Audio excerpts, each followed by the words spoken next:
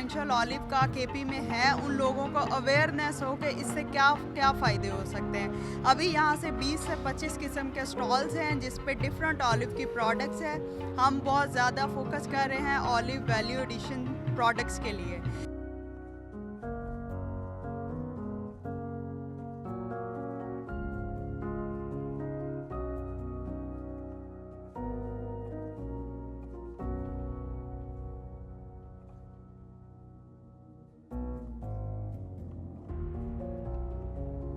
As a business इसको run कर सकते हैं। कोई भी आपके पास प्रोडक्ट है, आपके एरिया में कोई भी प्रोडक्ट है, कोई भी फ्रूट लगा हुआ है, उसके आप वैल्यू एडिशन करके आप उसके बाय प्रोडक्ट्स बना के उसकी मार्केटिंग करें और अल्हम्दुलिल्लाह काफ़ी अच्छा आपको जो है ना अर्निंग मिलेगी।